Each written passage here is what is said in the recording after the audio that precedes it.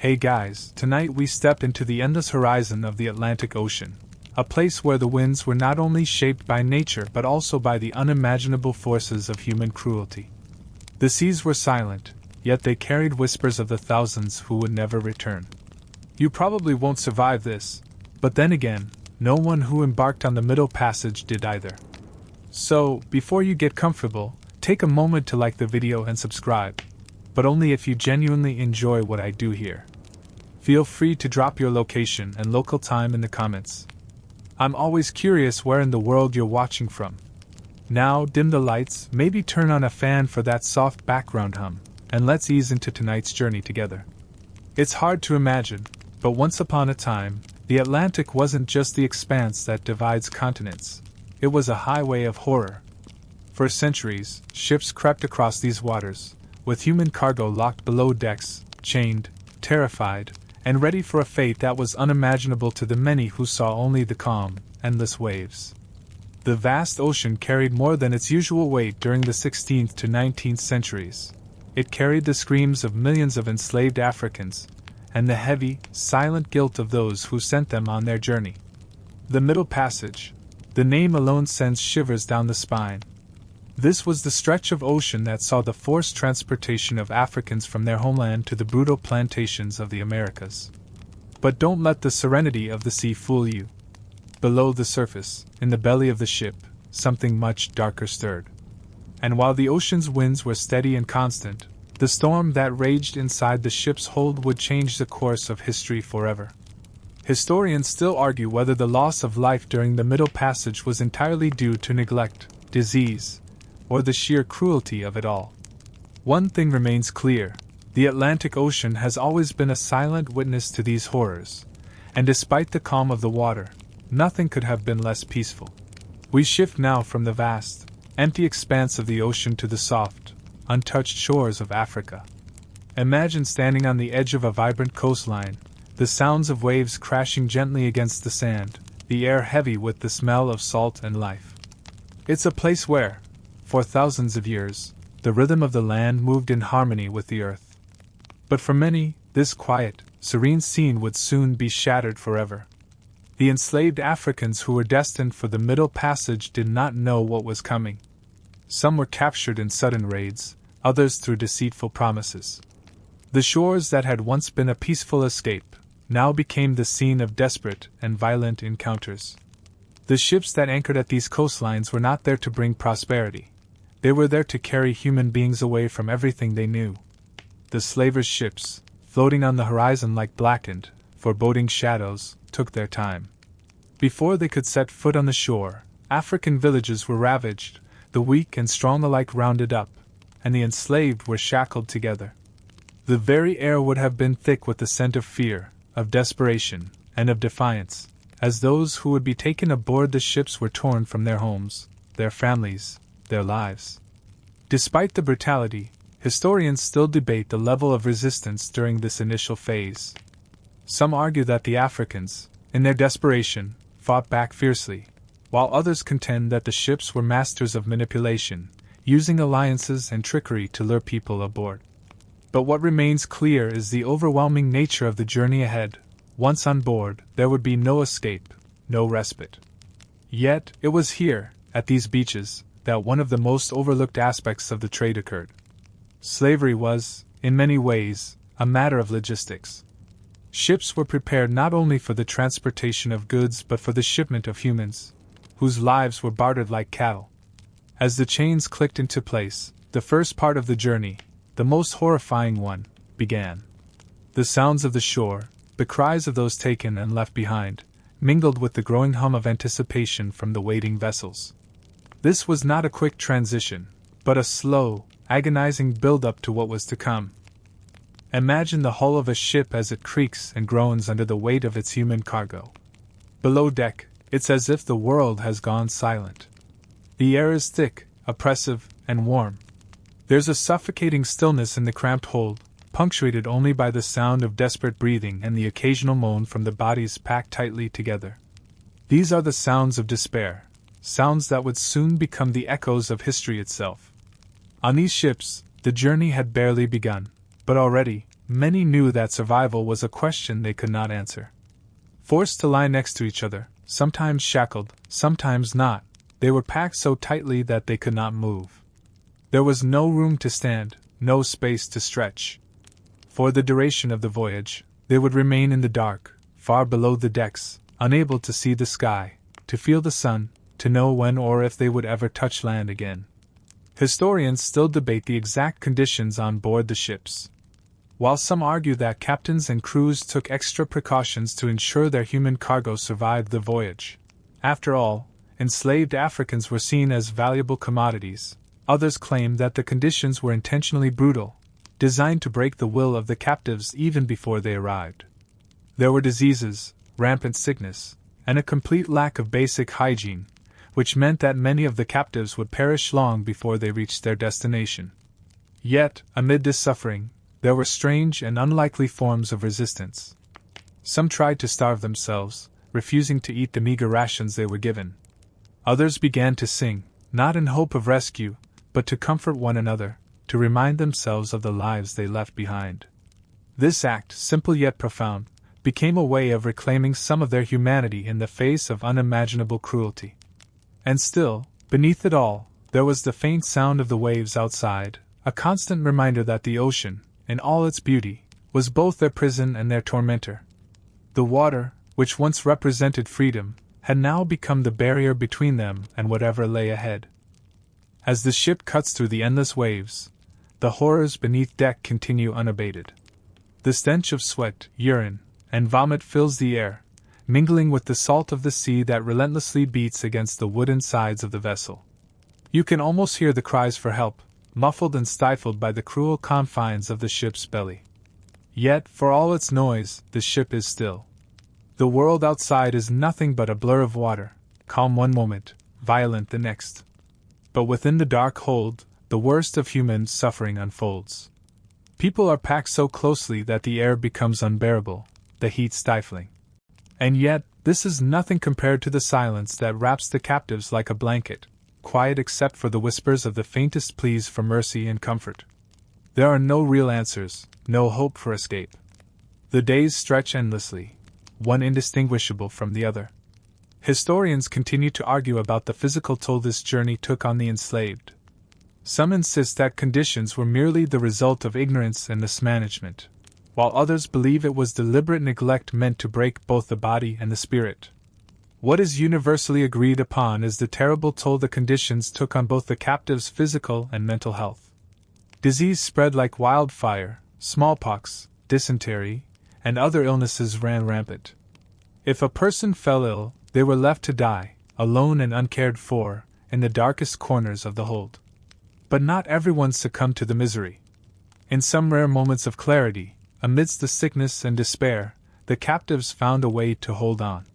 Some held on to memories of their families, their homes, their cultures, desperately trying to hold on to something that still made them human. Others found strength in each other. Though they were strangers, the brutal journey turned them into a reluctant family, bound by shared suffering and the slim hope of surviving what lay ahead. Yet, this wasn't enough for some. A few resisted with every ounce of their being, quietly planning escapes or, in a tragic twist, even choosing death over the relentless terror of the journey. The ships that carried these humans to the Americas were not just vessels of trade, they were floating coffins, their decks stained with the lives lost. And while the waves outside continued their rhythmic song, a strange silence fell over the ship. The sailors, too, were caught in the wave of grim inevitability. For them, too, the journey seemed endless. The storm has passed. The sea, ever fickle, has returned to its calm state, its surface a glassy mirror reflecting the scattered clouds in the sky. But the peace of the waters is deceiving. Below deck, a different kind of turbulence brews. The enslaved, still shackled together, are left to grapple with the emotional and physical toll of the voyage. Their bodies are weak from hunger and disease, their spirits frayed from the relentless torment of the sea.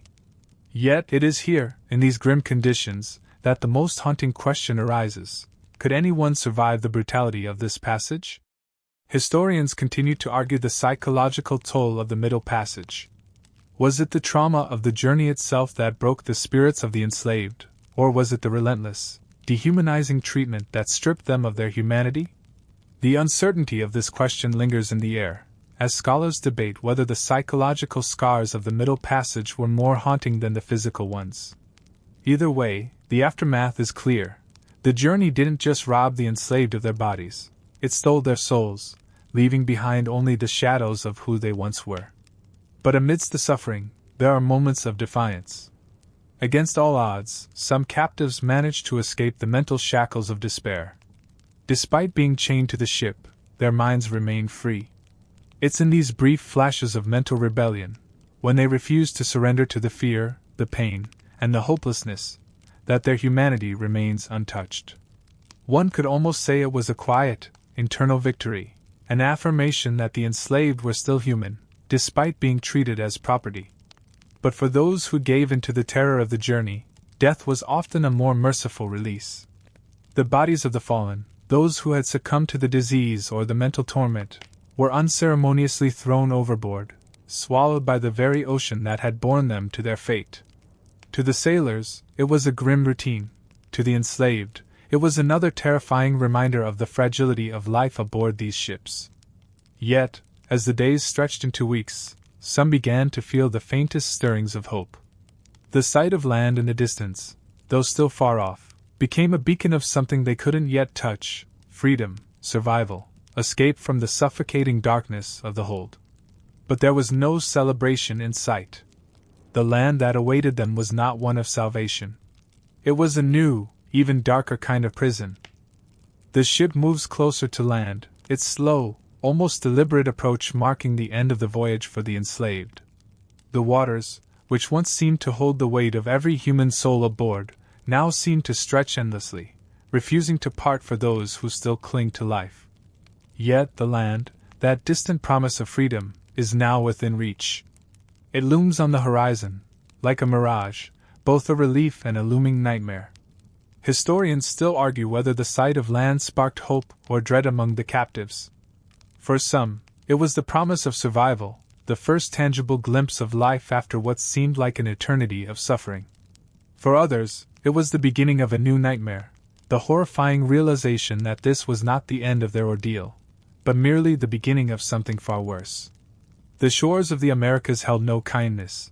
They held only further enslavement, brutal labor, and a life far removed from the freedom they had known before. As the ship neared port, the enslaved were taken above deck for the first time in weeks. The bright sunlight and open air were a sharp contrast to the suffocating darkness they had left behind. For some, the sudden exposure to daylight was a shock to the system. For others, it was a brief moment of relief, a reminder that they had survived, that they had endured. But this brief respite would soon give way to something much darker. The enslaved were no longer individuals. They were mere commodities, part of a trade that spanned continents. The promise of freedom was replaced by the harsh reality of the slave auction. The land that once represented escape now became a market, a place where human beings were stripped of their names, their dignity, and their very identities. In this new world, everything would change. The enslaved would be forced to endure unimaginable hardships, subjected to the whims of those who had purchased them. The land, which had seemed so distant, now felt as cold and unyielding as the ship from which they had just disembarked. Historians continue to debate the psychological shift that took place as the enslaved were marched into the slave markets. Was it the immediate recognition of the fate they would face? Or was it the slow, gradual acceptance of the reality that their lives would never again be their own? Either way, this moment marked the tragic end of their journey across the ocean, and the beginning of an even darker chapter in their lives. The air is thick with the stench of sweat and fear as the enslaved are led into the crowded auction yards. The once vibrant hopes they carried from their homeland now lay in tatters, replaced with the cold realization of their fate. As they are paraded before the buyers, it is not their names that are called, but their physical attributes: height, strength, age. Nothing else matters. The land that once promised freedom now stands as a grim marketplace, where the value of a human being is measured in dollars and cents. The auction is a spectacle of horror, yet it is also a business transaction: cold, calculating, and devoid of humanity. The enslaved are inspected like livestock, their bodies scrutinized, their spirits shattered. For the first time, they understand that their identity has been reduced to nothing more than a commodity. They are not people, but property, to be bought, sold, and used as the buyer sees fit. Historians still debate whether the enslaved resisted this dehumanization or whether they silently accepted their fate. Some argue that the very act of resistance, whether through rebellion, sabotage, or escape, was a form of reclaiming their humanity. Others contend that the trauma of the Middle Passage, combined with the brutal conditions of slavery, made resistance seem futile for many. What is certain, however, is that this was not the end of their suffering. It was only the beginning. The enslaved were scattered across the vast expanse of the Americas, forced to labor on plantations, in mines, and in fields. They were stripped of their languages, their cultures, and their traditions, left to create new identities in the crucible of oppression. The once proud men and women who had crossed the Atlantic were now reduced to nameless laborers, shackled by the chains of slavery. But even in the darkest of times, there were flickers of resistance. Some slaves found ways to preserve their identities through music, dance, and oral traditions. Others fought back against their captors in ways both subtle and overt, sabotaging equipment, running away, or staging uprisings. These acts of defiance, though often small in scale, became symbols of resistance, proof that even in the face of overwhelming odds, the enslaved maintained their will to survive. As the years passed, the stories of the Middle Passage faded into the background of history, overshadowed by the larger narrative of slavery in the Americas. Yet the echoes of those who survived, those who resisted, and those who perished, continue to reverberate. The legacies of the Middle Passage are not just historical footnotes. They are the foundation of a new world, one built on the blood, sweat, and tears of those who were forced to endure it. The auction is over, but for the newly enslaved, their real struggle is only beginning. The land, once a hopeful image of freedom, now feels like a prison, a place where their every movement is controlled, their very existence measured by the whims of others. The plantation, with its fields stretching endlessly into the horizon, seems a far cry from the homes they left behind. The sun, which once represented hope, now feels like a relentless taskmaster, beating down on them as they toil from dawn until dusk. In this new world, everything is designed to break the enslaved. Their bodies are worked to the bone, their spirits crushed under the weight of their labor. They are given no choice, no voice, no freedom. But what they do have is resilience, a resilience born from the knowledge that they are still alive, still breathing, still holding on to something no one can take away, their will to survive.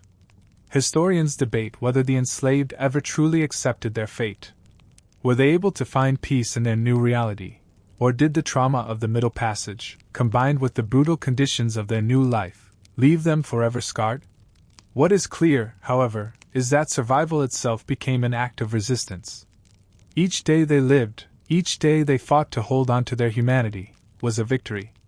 Some slaves found solace in religion, in prayer, and in the hope that there was something greater than their suffering.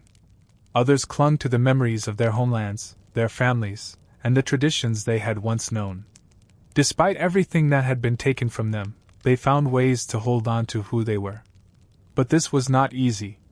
There were moments of rebellion, moments where the enslaved fought back in whatever way they could. Some attempted to escape, running away into the wilderness, risking their lives for a taste of freedom. Others turned to sabotage, disrupting the work of their masters, trying to tear down the system that had imprisoned them. Yet, no matter how hard they fought, the system of slavery was unyielding. The punishments for defiance were severe: whipping, branding, and even death. And yet, despite the brutal consequences, there were always those willing to risk everything for the chance to reclaim their freedom, even for just a fleeting moment. This chapter of history is often glossed over in favor of larger narratives, but the lives of those who endured it are not forgotten. Their stories, their struggles, and their victories, no matter how small, are the foundation upon which the future was built. As the years pass and the enslaved continue to work the fields, the echo of their suffering reaches beyond the plantations. They are not invisible, though it may feel that way in the daily grind of survival. Their labor fuels the economy, the very foundation of the plantation system, and yet their voices are silenced. They are seen as little more than tools to extract wealth, their humanity stripped away with every stroke of the whip, every exhausting hour spent in the scorching sun. But even as the weight of this system presses down on them, there are moments when the enslaved manage to carve out small pieces of dignity for themselves. They do so in subtle acts, the defiant whispers in the night, the hidden gatherings for worship, the quiet exchange of stories, and the music they create, which echoes the rhythms of their homeland. These moments are more than just rebellion, they are survival in its purest form. The enslaved continue to assert their humanity in a world that seeks to deny it at every turn.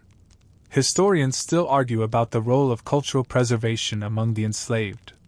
Some point to the ways in which they held on to their African traditions, through language, song, dance, and religion, as a testament to their resilience. Others claim that such efforts were more a matter of necessity than defiance. They argue that without these practices, the enslaved would have had nothing to hold on to. Regardless, what remains clear is that the African diaspora, in all its pain and loss, created something new, a fusion of cultures that would shape the future of the Americas. In the midst of this cultural blending, the question of resistance continues to simmer. Some resisted in small ways, others in grand acts of defiance. Slave revolts became part of the history of this dark time, though they were often violently suppressed. The Great Revolts, like those in Haiti and Nat Turner's Rebellion, remind us that resistance was not only possible but inevitable. The enslaved were not passive victims, they were active agents, fighting not just for their freedom but for the future of their children.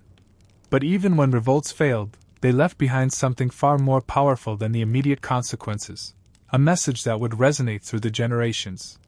The enslaved would not be forgotten. Their fight for freedom, though long and bloody, would one day pave the way for the end of slavery itself. As the world slowly shifts, change becomes inevitable.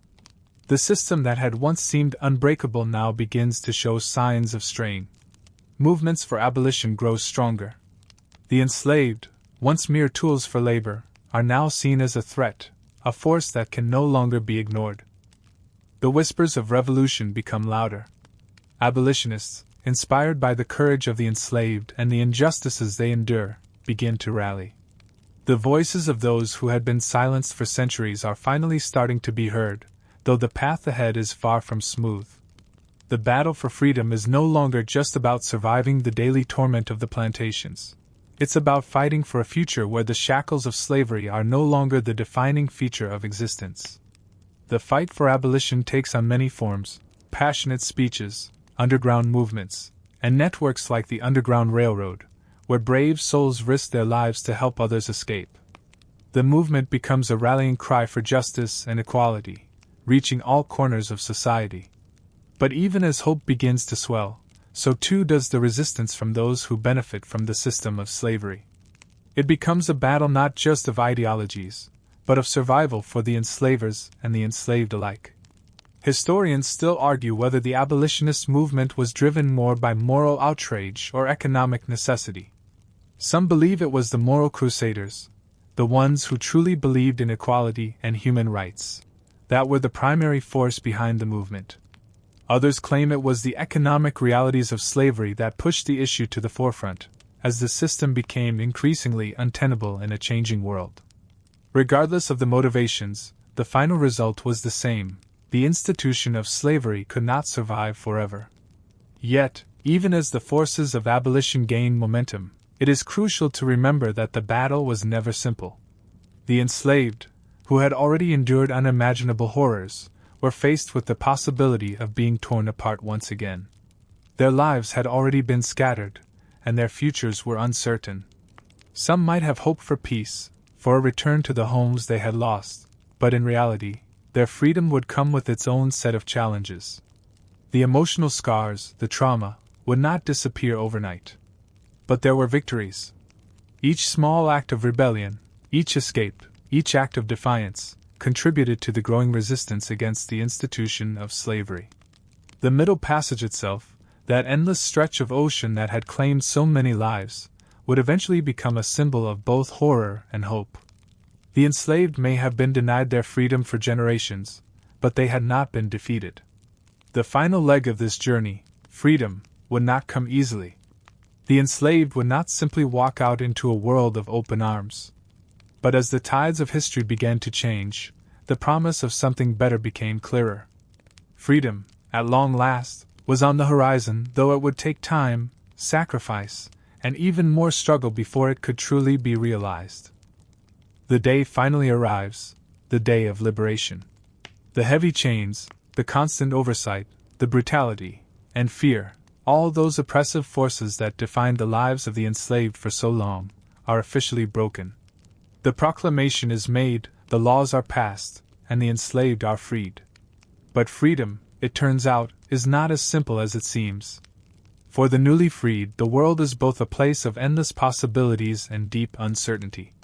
They are free in name, but the scars of their past remain with them, haunting their every step. The land that had once held them captive now holds no promises.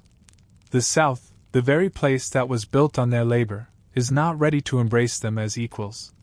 There is no welcome mat laid out for those who have been freed. They are still seen as inferior, still treated with disdain by many of the same people who once owned them. Historians still debate whether the Emancipation Proclamation was a definitive moment of freedom for the enslaved or whether it was merely the beginning of a long and painful road toward true equality. While freedom had been granted on paper, the reality was far more complex. The newly freed individuals were left to navigate a world where they had no land, no resources, and no means of support. The promises of Reconstruction seemed to fade as quickly as they appeared, leaving the newly freed people to fend for themselves in a world that had never truly recognized their humanity. Despite the promises of freedom, the newly emancipated were thrust into a new form of oppression: sharecropping, segregation, and systemic racism. The fight for civil rights was just beginning, and even after slavery had officially ended, the battle for true equality raged on. Yet, even in the face of these new challenges, the spirit of resistance remained. Former slaves, now freedmen and women, began to organize. They sought education, land, and dignity. They built their own communities, started their own businesses, and fought to shape their own futures. The legacy of the Middle Passage lived on in the hearts of those who survived, and their resilience became the foundation for the civil rights movements that would follow. Historians often point to the resilience of the enslaved and the newly freed as one of the most powerful aspects of their story. Despite being denied their rights for so long, they never lost their ability to dream of something better. Their fight for freedom may have begun with the Middle Passage, but it was far from over. In many ways, it had only just begun. As the newly freed begin to carve out lives for themselves, their journey is far from over. The emotional, physical, and psychological scars of slavery are not easily erased, and neither is the system of oppression that has been woven into the fabric of society. While slavery has ended legally, the deep-rooted racism that accompanied it still lingers like a shadow, shaping every part of life for Black Americans. The promises of Reconstruction, which were meant to rebuild the South and integrate the newly freed into society as equals, are broken by the very forces that once upheld slavery. White supremacist groups rise, using violence and intimidation to maintain control over Black communities. The North, weary of the struggle, begins to turn its attention elsewhere, and the dreams of true equality fade. Historians argue whether Reconstruction could have succeeded if it had been given more time, or whether the forces of racism and economic exploitation were too deeply ingrained to allow for any lasting change.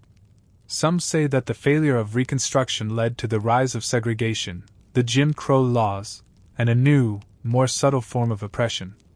Others argue that it was a period of necessary healing, though incomplete, and that the fight for full equality would continue for generations.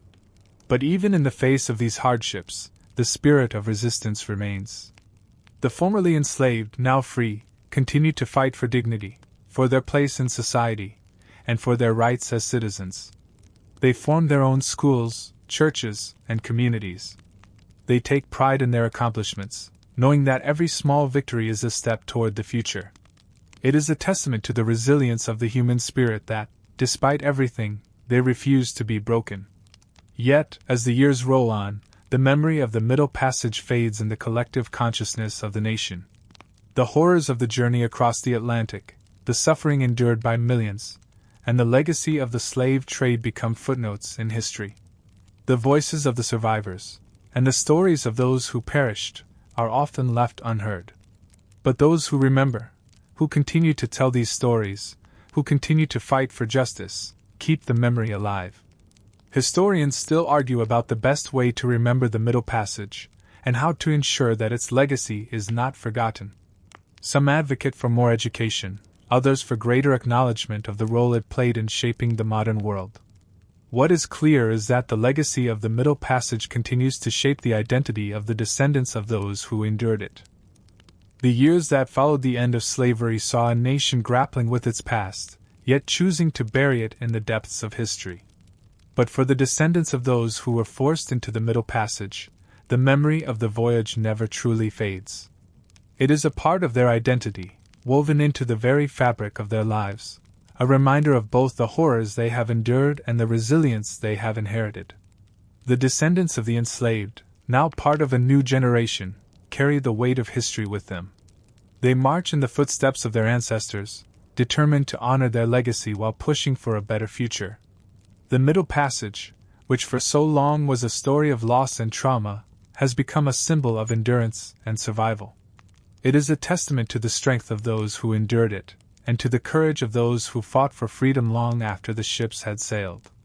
Historians continue to debate the ways in which the descendants of the enslaved should remember their ancestors' journey. Should it be seen only as a tragedy, or should it also be viewed as a triumph? The story of the Middle Passage is not just about suffering, it is also about survival, strength, and the unbreakable will to live. The survivors, who endured unimaginable horrors, created something new from the ashes of their suffering. Their culture, their identity, and their legacy are all built upon the foundation of that shared experience. In the 21st century, this legacy is alive and well, though it has often been overlooked or misunderstood. For many, the fight for equality, justice, and the recognition of their history is still ongoing. The descendants of the enslaved continue to press for acknowledgement of the wrongs done to their ancestors and seek to build a future where they are no longer defined by the past but empowered by it. In doing so, they honor the memory of the millions who crossed the Atlantic in chains. But the fight is far from over. While the descendants of the enslaved have made significant strides in their pursuit of equality, the legacy of the Middle Passage is not something that can be easily erased. It is a story that must be told again and again, so that future generations understand the cost of slavery, the pain of the past, and the resilience that continues to fuel the fight for justice. Historians still argue over the impact of the Middle Passage on modern society. Was it merely a chapter in a larger story, or is it the foundation of much of what has shaped the world we live in today?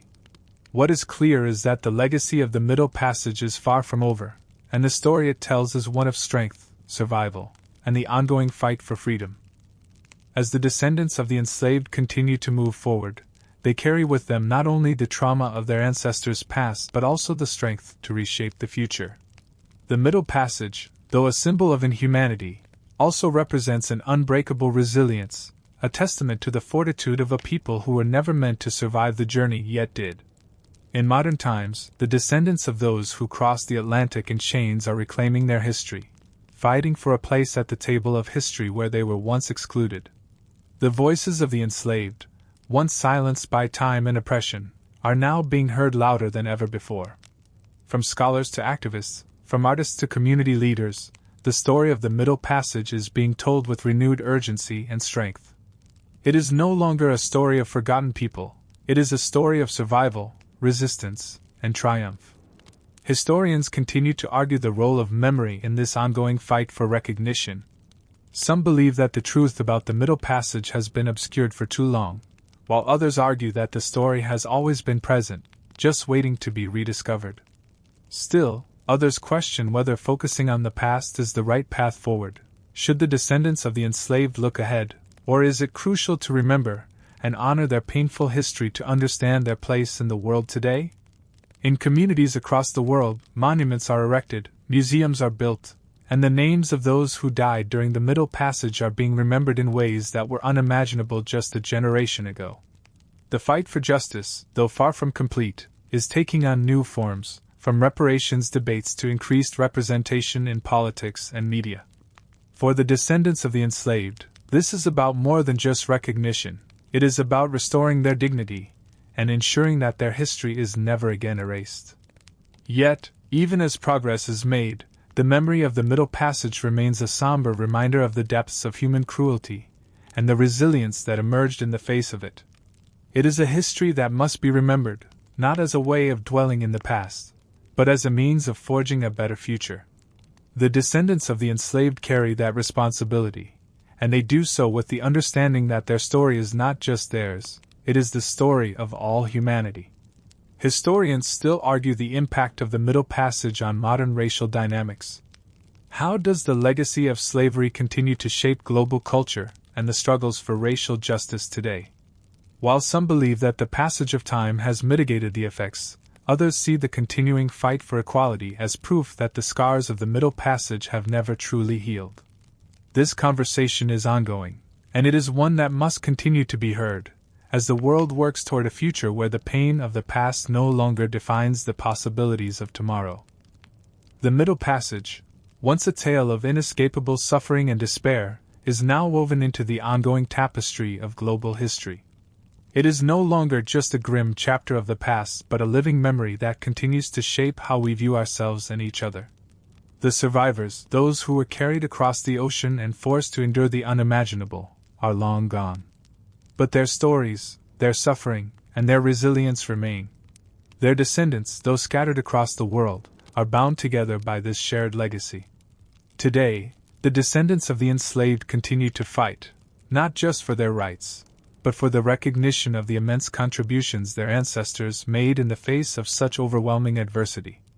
They are not just survivors of a brutal system, they are the foundation of entire cultures, economies, and societies.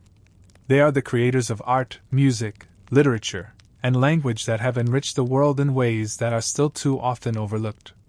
The journey across the Middle Passage may have been one of unimaginable pain, but it also gave rise to a legacy of strength, endurance, and innovation. Historians and activists continue to debate the importance of memory and reconciliation. Should we focus on the healing, or should we confront the painful truths of the past? Should the descendants of the enslaved focus on rebuilding, or should they continue to press for justice for the wrongs done to their ancestors? The conversation remains complex, but one thing is clear: the memory of the Middle Passage cannot, and should not, be forgotten. As the world continues to evolve, the fight for racial justice and equality carries the lessons of the Middle Passage with it. The pain, the resistance, the survival, it all echoes in the movements of today. The struggle for recognition, for reparations, for equality is ongoing. The fight for a world where the legacy of the Middle Passage no longer shapes the destinies of its descendants is a fight that will continue, fueled by the strength and resilience of those who lived through it. In the end, it's not about simply remembering the past. It's about ensuring that the struggles and triumphs of those who endured the Middle Passage are never forgotten, and that the generations that follow can build a future where the wounds of the past no longer control their lives. The journey of the enslaved, from the shores of Africa to the fields of the Americas, may have been one of tragedy and loss, but it is also a story of resistance, of survival, and of triumph against all odds. Now, as the story of the Middle Passage finally receives the recognition it deserves, it is clear that it was never just about the loss of millions of lives. It was about the indomitable will of a people to survive, to resist, and to carve out a future that would one day be theirs. The legacy of the Middle Passage is not one of tragedy alone, it is a story of enduring strength, of a people who refuse to be broken, no matter how fierce the storm.